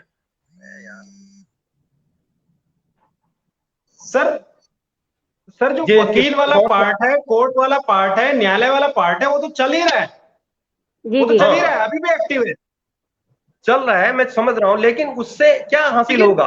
हम पूछ रहे हैं कि क्या हासिल होगा। यही तो हम कह रहे हैं कि अगर इनमें कोई चीज नहीं आ रहा है, कोई रिजल्ट नहीं आ रहा है, तो हम क्या करें? हमारे पास ऑप्शन क्या है? बात इसी चीज की तो है। जो साथी ये नहीं जानते कि किसी ने उनके हक के लिए लड़ाई नहीं लड़ी, तो कई केसेस हुए, कई लोग ऐसे हैं जिन्होंने केस किया, आज की डेट में वो इस दुनिया में ही नहीं है, केस आगे बढ़ाएगा कौन? लेकिन जो लोग केस आगे बढ़ाते हैं, तो कानूनी दांवपेच इस तरीके के हैं कि उनको 26 साल हो गए, 26 साल हो गए, क्या करें? अब जनता को आवाज उठानी पड़ेगी, लोकतंत्र देश है, बार बार मैं ये कह रहा हूं, अब आपको आवाज उठानी पड़ेगी, हमको आवाज उठानी पड़ेगी, जनता मिलके एक अपना हेजिटेशन किसी भी तरीके से अपना रोष प्रकट करे। मैं उदाहरण के लिए एक छोटा सा उदाहरण देता हूं। पिछली साल 2 अक्टूबर को जब हमने जंतर मंतर पे धरना किया था, काफी लोग, काफी संगठनों ने आए थे, सबने अपने सिग्नेचर करके दिए कि हम साथ में हैं। हमने अपनी डिमांड, अपनी मांग राष्ट्रपति तक पहुंचा दी है। अब क्या करें उसके आगे? एसआईटी की मांग ही तो की थी हमने। क्या आप दोबारा जहां से जांच छोड़ रखी है वहां से आगे प्रोसीड कीजिए, जहां पे मदद चाहिए वहां पे मदद भी दिलवा देंगे। अब क्या करें हम? देखिए, इसका एक चीज और विकल्प हो सकता है।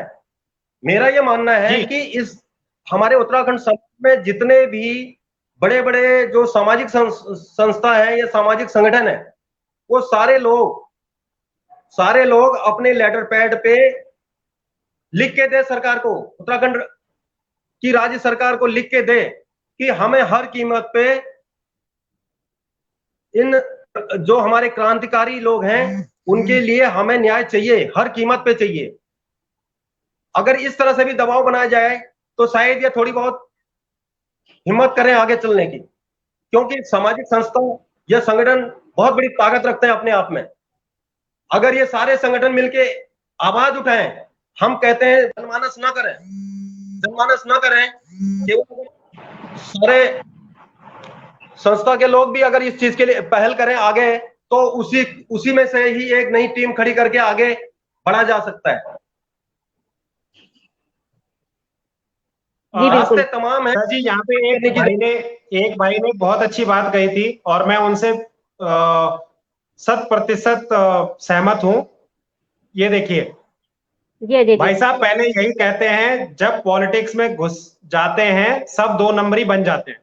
बिल्कुल जी, सब 2 नंबरी बन जाते हैं और बनेंगे भी अगर वो उसकी नियति 2 नंबरी बनने की है। लेकिन जिसकी नियति बचपन से ऐसी रही हो, जिसने हमेशा इस तरीके से सोचा हो, और वो व्यक्ति कौन है ये हम लोगों को डिसाइड करना पड़ेगा। हम लोगों को ढूंढना पड़ेगा। अगर आप उस तरीके के व्यक्ति को 2 नंबरी को वहां पहुंचा देते हैं तो ये हमारी आइडेंटिफिकेशन की प्रॉब्लम है। हम उस व्यक्ति को पहचान नहीं पा रहे हैं जी, तो इलाज उसको नहीं, इलाज हम लोगों को चाहिए कि आखिर ऐसे व्यक्ति हम कहां से ढूंढे। तो व्यक्ति कौन होंगे ये हम लोगों को चिन्हित करना पड़ेगा, हम लोगों को ढूंढना पड़ेगा और आप लोग इस पे ढूंढिए। ये प्रॉब्लम है सर। जैसे आपने भी कहा था कि कई आगे आए काम करें, लेकिन प्रॉब्लम यही होती है, जनता हमेशा ठगी जाती है। जी सर, आप कुछ कहना चाह रहे हैं? देखिए, अगर हम ये कोई ऊपर से आएगा आसमान से और नया उस पर कोई दाग नहीं होगा, कुछ नहीं होगा, वो शुरुआत करेगा तो ये तो असंभव है। बिल्कुल हमारे के बीच में से ही कोई उठ के आए, वो शुरुआत करे, उसके पीछे लोग लामबंद हो, जनमानस के लोग उसके साथ में आगे जाएं, मुहिम आगे बढ़े, तो ये समस्या सॉल्व हो सकती है। और ऐसा नहीं है कि हमारे हर समाज के बीच में टांग खिंचाई होती है, हर समाज में होता है, हमारे उसमें थोड़ी ज्यादा है, हमारे लोगों में थोड़ी ज्यादा है। लेकिन अगर आप उनको इग्नोर करते चले जाएं, अगर 100 में से 60 लोग भी आपके साथ आते हैं और 40 लोग ऐसे हैं जो आपको नकार के पीछे हट जाते हैं, तो 60 लोग बहुत मायने रखता है 100 लोगों में से। तो मेरा वही कहने का है कि एक अकेला आदमी जब शुरुआत करता है तो उसके पीछे धीरे धीरे करके आगे बहुत बड़ा रेला बन जाता है।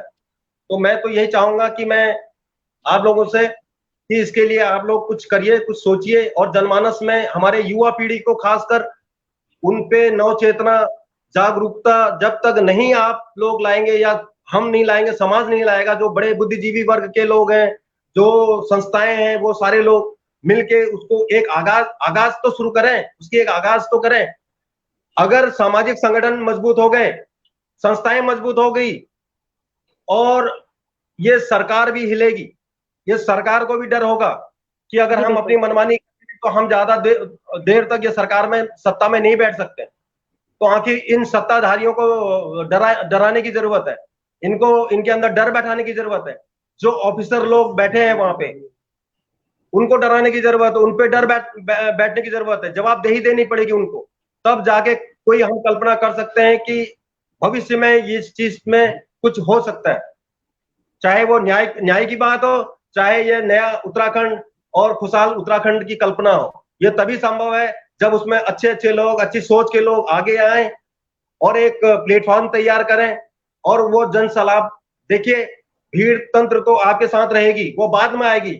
जब तक आप लोग एक प्लेटफॉर्म करके सामने की तरफ से खड़े होने वाले लोग नहीं बनेंगे लोग, तब तक जन सलाह भी आपके साथ किसी के साथ नहीं जुड़ती है। उनको भी दिखना चाहिए कि हाँ, कोई कुछ कर रहा है। ये चीज मायने रखती है। हर चीज का निचोड़ यही है, मैं जहां तक समझ पाता हूँ। जी बिल्कुल। बिल्कुल सर। जी मैम, नेक्स्ट। जी आगे क्या, जो हम इसी पर मेरे एक क्वेश्चन है, मैं आपसे जानना चाहूंगी देव जी कि क्या हमारे समाज में जो समाज सेवा कर रहे हैं जो लोग, वो ज्यादा समाज सेवा से हटकर अपने स्वार्थ को ज्यादा देखते हैं? इस बारे में आपकी क्या राय है? देखिए, मेरा मेरा मानना है मात्र 2% 3% लोग ऐसे संगठन हो सकते हैं जो अपने स्वार्थ के लिए संगठन बना के आए होंगे। देखिए, दो तरह के संगठन होते हैं। एक तो जो गली मोहल्ले में होता है, कॉलोनी में होता है, एक वो संस्थाएं होती हैं छोटी, और एक जो बड़े लेवल पे होता है, जो बड़ी संस्थाएं होती हैं जो कुछ करना चाह रही हैं। उनमें कुछ लोग गलत हो सकते हैं, कुछ पदाधिकारी ऐसे कोई भी गलत आ सकते हैं, लेकिन उनकी मंशा ऐसा नहीं है, उनको गलत बोला जाता है। कोई भी दूध का धुला नहीं है, हम मानते हैं, चाहे कोई भी हो, हम भी हो, कमियां सबके अंदर है। लेकिन अगर एक आदमी कुछ करना चाह रहा, मैं कहता हूं अगर उसने 10 में से 5 काम भी समाज के लिए अच्छे कर दिए, पांच काम वो नहीं कर पाया, तो समाज को नुकसान क्या है? उससे क्या नुकसान है? अगर कुछ वो अपने तरह से करने की कोशिश कर रहा है तो उनको मौका देना चाहिए ना। जब तक हमारे समाज के लोगों में टांग खींचने की बजाय हाथ पकड़ने की जो सोच है वो नहीं पैदा होगी ना, तब तक ये थोड़ी दिक्कत है। और ऐसा नहीं, आज जो की पीढ़ी के लोग आ रहे हैं, समझदार हैं, वो हैं, और उनको आगे लाने के लिए यह मुहिम को निरंतर आगे चलाने की जरूरत। तभी इसको आप 5 साल का एजेंडा मान लीजिए, 6 साल का मान लीजिए, 10 साल का मान लीजिए, लेकिन ये तब बहुत बड़े लेवल पे पहुंच जाएगा ना। उत्तराखंड का जो ये क्रांतिकारी संगठन आप कह लो, ये एक नए रूप में आप करिए, नए तरीके से इसको करिए, उसके अंदर कुछ ऐसे आयाम रखिए, कुछ ऐसे उद्देश्य रखिए जिससे कि हमारे समाज की युवा पीढ़ी, लड़के भी उसमें जुड़े, बेटियां भी जुड़े उसमें, तमाम लोग जुड़े, और एक रक्षक के तौर पे जुड़े, एक रक्षक के तौर पे कि हमने उत्तराखंड को बचाना है, हमने अपने क्रांति को, जो जिन्होंने शहादत की, उनको न्याय दिलाना है।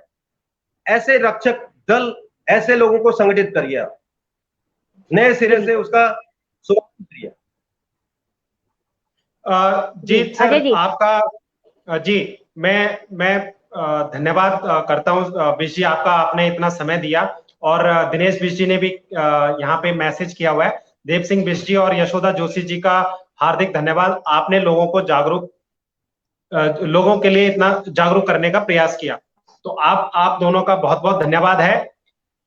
मैं इस चीज में सर, जो आपने बहुत ही अच्छी बात कही कि जो भी संस्थाएं बनती हैं वो किसी उद्देश्य, अच्छे उद्देश्य के लिए बनती हैं। जब शुरुआत होती है अच्छे उद्देश्य के लिए होती है, लेकिन कहीं ना कहीं आगे चल के कुछ इस तरीके की चीजें हो जाती हैं कि उसमें व्यक्तिगत स्वार्थ को लेकर जब काम होने लगते हैं, व्यक्तिगत स्वार्थों को लेकर जब काम होने लगते हैं, तो संस्थाएं टूटती भी हैं, इधर उधर भी होती हैं, और फिर जिन लोगों के लिए उन्होंने एक भरोसा जगाया था, उस भरोसे को कहीं ना कहीं ठेस पहुंचती है।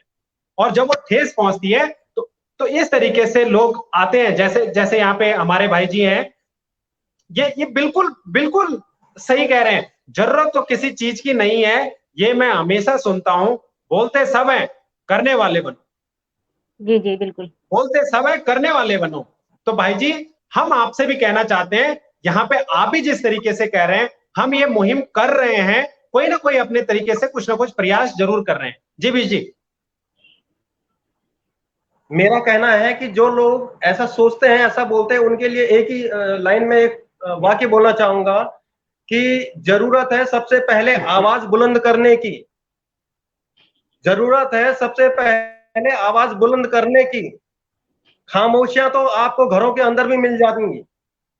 अगर आप किसी चीज की पहली नहीं करेंगे, कोई आवाज ही नहीं उठाएंगे, केवल आप उन लोगों पे वो छीटाकशी करेंगे, उनकी टांग खींचेंगे जो कुछ करना चाह रहे हैं या आवाज उठाना चाह रहे हैं, तो ऐसे लोगों को आप इग्नोर करिए। मैंने तो यही सोचा है, यही समझा है कि आप इनका जवाब भी ना दें। जो ऐसे बोल रहे हैं, ऐसे कह रहे हैं, तमाम ऐसी चीजें आएंगी। अभी तो ये लक्ष्य इतना बड़ा आप बनाओगे, कल को ये लक्ष्य बनता है, कोई ऐसा फॉर्म तैयार होता है, तमाम ऐसे लोग हैं जो उसपे तमाम ऐसी बातें होंगी। उससे डरना नहीं, उससे घबराना नहीं है। मेरा एक ही एजेंडा है, हिंद और उत्तराखंडियों का विकास हो और उनकी जो है जीवन जो है उनका खुशहाल हो और उत्तराखंड में तरक्की हो।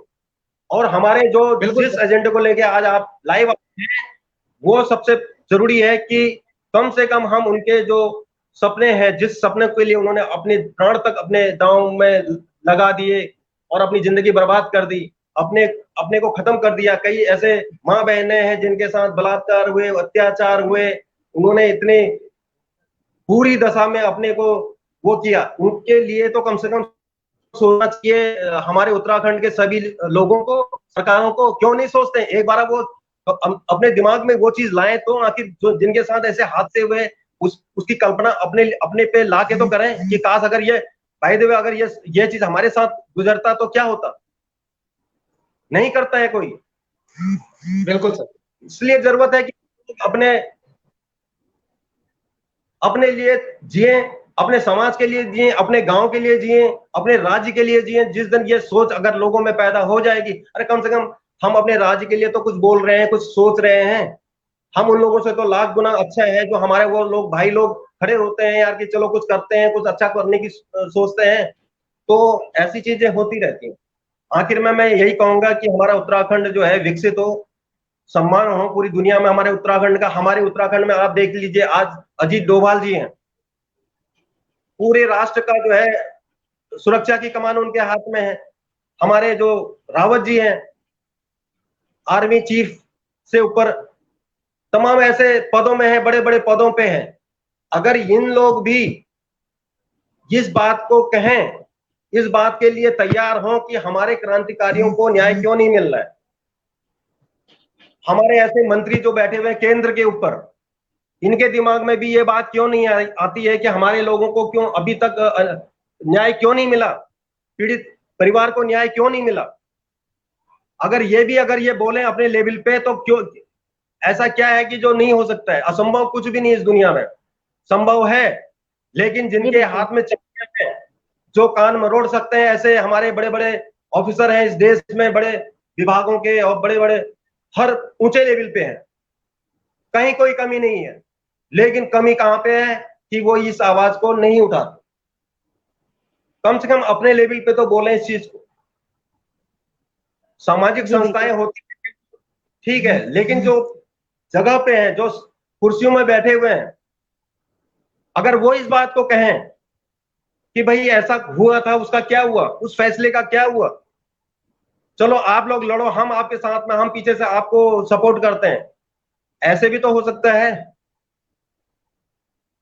इतने ऊंचे ऊंचे लेवल पे जो हमारे अपने लोग हैं, हमें खुशी होती है कि हमारा भाई, हमारे जो हैं जितने ऊंचे मुकाम पे पहुंचे, हमें बहुत खुशी होती कि हमारा जो उत्तराखंडी है वो पूरे विश्व में ऊंचे मुकाम पे जाए। लेकिन फायदा तो कुछ नजर आए हमारे समाज को, हमारे राज्य को। ये बहुत चिंतनीय बात है, बहुत बड़ी चिंतनीय बात है। मैं तो इसको कहूंगा कि यदि अगर आप सक्षम हैं, बहुत बड़े ओहदे पे हैं, उस ओहदे के पद की गरिमा को रख के आप इस चीज पे कार्रवाई क्यों नहीं कराते? अगर आप अपने लेवल पे कुछ इस चीज के लिए लिखेंगे तो वो बहुत बड़ी चीज ये सब हमारे सवाल हैं कि इस तरीके से भी हमारे साथ हमारे समाज में लोग हैं, लेकिन अब हो सकता है उन्होंने आवाज उठाई हो, मतलब हमें नहीं पता है, हो सकता है आवाज उठाई हो।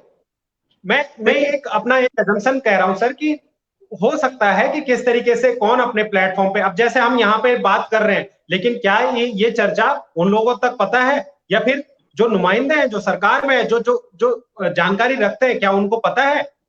बात इस चीज की है कि कितने, जिस दिन ये पता चल जाएगा, जिस दिन ये पता चलेगा कि हमारे उत्तराखंड के जितने लोग हैं उन्हें ये चाहिए। मैं आपको एक छोटा सा उदाहरण देता हूं सर। नेताजी जाते हैं गांव में, वहां पे मीटिंग होती है।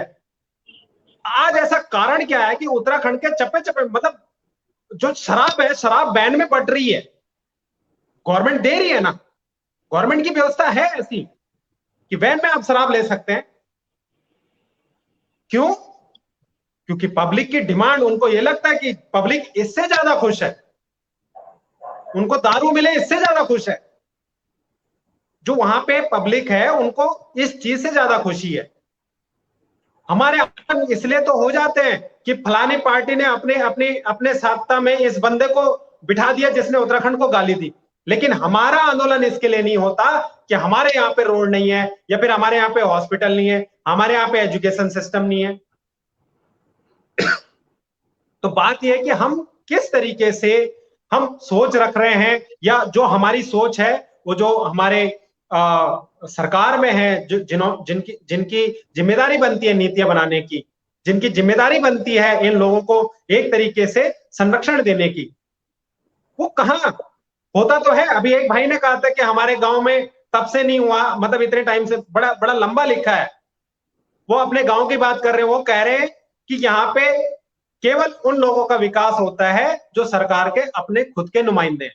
विकास तो हो रहा है, लेकिन किसका? और वो नुमाइंदे आपके बीच में ही बैठे हुए, उन्हें भी केवल इससे मतलब नहीं है कि पूरे गांव का फायदा हो, उन्हें इससे मतलब है मेरा क्या फायदा होता है। अब ये विचार, और जब परेशानी आएगी तो वो गांव ही याद आएगा।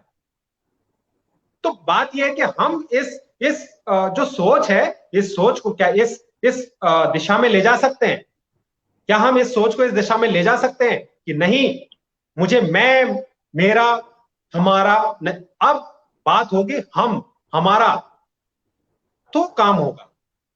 मुझे नहीं चाहिए कि मुझे आप 1 लाख रुपए दे दो। मैं गांव के एक छोटा सा उदाहरण दे रहा हूं, मुझे नहीं चाहिए 1 लाख रुपए दे दो, आप 100 रुपए दो, प्रत्येक व्यक्ति को दो। ये सोच आ सकती है क्या? राजस्थान तो में पीछे राजस्थान में एक गांव था, मेरे ख्याल से एक आधो जगह और भी था, जहां चुनाव के वक्त पर उस गांव के लोगों ने बहिष्कार किया था अपने यहाँ के विधायक के लिए कि वो विधायक गांव के अंदर एंट्री नहीं कर सकता, क्योंकि वो उस विधायक ने उस गांव के लिए कोई काम नहीं किया था। उन्होंने वो सर, मैं आपको इसका उदाहरण मैं देता हूँ। ये तो हमारे गांव की भी है, हमने तो इलेक्शन बाइकआउट करे थे, ये मेरे गांव की भी है। लेकिन ऐसा तो नहीं कि इलेक्शन नहीं हुआ, फिर से बन गए। फिर भी हुआ, आपके ना देने से हुआ क्या? बात यह है कि आपने नहीं दिया, लेकिन फर्क कहां पड़ा? हम काम इतना कर रहे हैं, लेकिन फर्क कहां है? उस फर्क को दिखाने के लिए आप एक गांव नहीं, पूरी विधानसभा में बाइकआउट कर दीजिए, पूरे राज्य में बाइकआउट कर दीजिए, तब नजर आएगा। क्योंकि ये पटाखे की चोट से सुनने वाले व्यक्ति नहीं है, ये नींद इतनी गहरी है कि ये पटाखे की चोट से नहीं खुलेगी। अब धमाका चाहिए। आखिर में मैं आपसे एक बात करूंगा, क्योंकि मुझे भी थोड़ी टाइम चाहिए होगा। मैं आपसे एक रिक्वेस्ट करता हूं कि आप 5 ऐसे ज्वलंत प्रश्न तैयार करिए, कम से कम शुरुआत यहां से करिए। आप 5 ऐसे ज्वलंत सवाल ऐसे तैयार करिए कि जब 2022 के जो चुनाव होंगे, उस चुनाव में हर जगह, हर गांव में, हर जगह लोग उस उम्मीदवार से वो 5 सवाल करें कि यदि आप ये 5 चीजें करते हैं तो हम आपको वोट करेंगे। मैं कहता हूं पूरा गांव नहीं करता है, कुछ लोग अगर ये सवाल करके उनसे ये प्रॉमिस लेते हैं, उनके अंदर ये बात डालते हैं कि भाई अगर आपने ये 5 मुद्दे हमारे उत्तराखंड के लिए किए, जिसमें कि सबसे अहम मुद्दा ये हुआ कि हमारे जो उत्तराखंडी जो क्रांतिकारी थे उनकी शहादत के लिए आप सरकार में अगर आएंगे तो उसके लिए आप क्या कहते हैं, जो भी आपकी रणनीति है, ये चीज करेंगे न्याय के लिए, या जो भी चीजें और हैं। 5 सवाल तैयार कीजिए 2022 के आम चुनाव में, और उसको जन जन तक आप दीजिए लोगों को, कि आप अपने लोगों में जागरूकता पैदा करिए। गांव गांव वो सवाल पूछ रहे हैं। मैं यहीं पे कह रहा हूं सर, मैं उदाहरण कह रहा हूं, मैं आया, आपने कहा ये 5 करोगे, मैंने कहा बिल्कुल करूंगा, 100% करूंगा। ऐसा हो ही नहीं सकता, मैं करूंगा, घोषणा कर रहा हूं, मैं पेपरों में भी निकाल दिया और बन गया सरकार में। फिर ऐसे तो होता है नहीं, ये होता है। फिर क्या ऑप्शन है? मैं यही चीज तो है, 2 तरह से आप काम ले सकते हैं। एक स्कूल में, एक छोटा सा उदाहरण दे रहा हूं, एक स्कूल में एक टीचर कोई भी है, बड़े प्यार से समझाती है बच्चों को, बड़े उससे समझाती है, लेकिन वो बच्चे उसका नाजायज फायदा उठाते हैं, अपने मन मर्जी करते हैं, वो नहीं सुनते नहीं है। लेकिन टीचर ये चाहती कि प्यार प्रेम से वो हो जाए। लेकिन वहीं पे एक दूसरी टीचर होती जो बहुत स्ट्रिक्टली तरीके से उनको ऐसा करती है कि वो बच्चों के अंदर एक डर पैदा करती है, उनके अंदर एक जवाबदेही पैदा करती है। वो ये एक नया तरीका ये कहती है कि इस क्लास का एक हर दिन एक नया मॉनिटर होगा, और जिस दिन क्लास सबसे शांत रहेगा, जिस उसमें उसको मैं प्राइज दूंगी। एक उदाहरण दे रहा हूं मैं। तो अगर ये चीज शुरुआत होगी तो धीरे धीरे करके लोगों के दिमाग में डर पैदा होगा, जो हमारे जन प्रतिनिधि हैं उनके अंदर एक ये चीज आएगी। यहाँ उल्टा है ना सर, यहाँ पे उल्टा है। जो टीचर और जो स्टूडेंट है ना, यहाँ पे तो स्टूडेंट डिमांड कर रहे हैं कि आप हमें पढ़ाइए जी, और टीचर कहती है कि हाँ ठीक है मैं पढ़ा लूंगी। यहाँ उल्टा हो गया है। समस्या ये है कि टीचर बन गए फिर आपके पास कोई पावर ही नहीं है।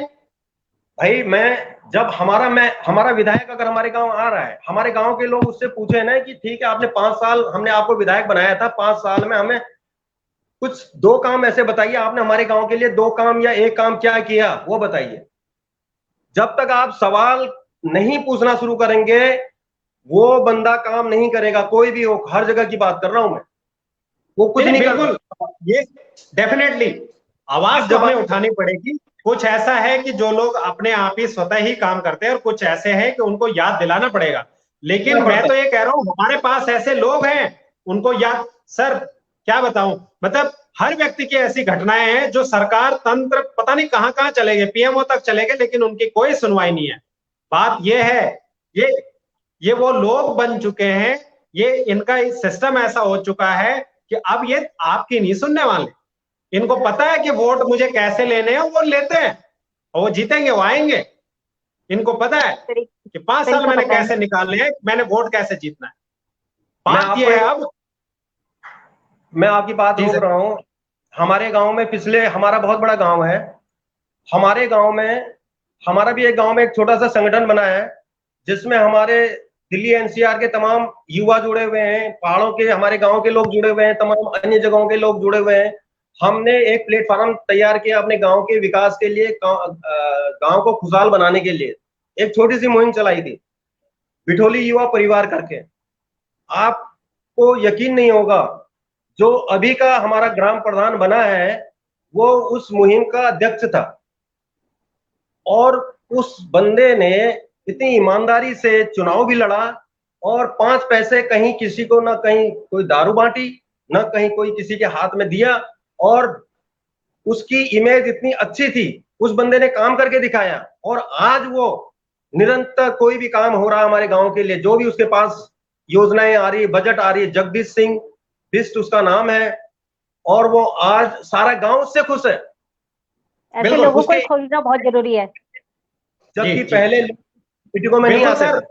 आपने बिल्कुल सही बात कही और इसका खैर चर्चा हमारी दूसरी डायरेक्शन में चली जा रही है। हमारा बात यहाँ पे आज की बात है न्याय हमारा हक मुहिम जो है, हम लोगों ने शुरुआत पिछले साल ही कर दी थी इस मुहिम की, और जनता का जो भी काफी लोगों का इसमें समर्थन भी मिला था।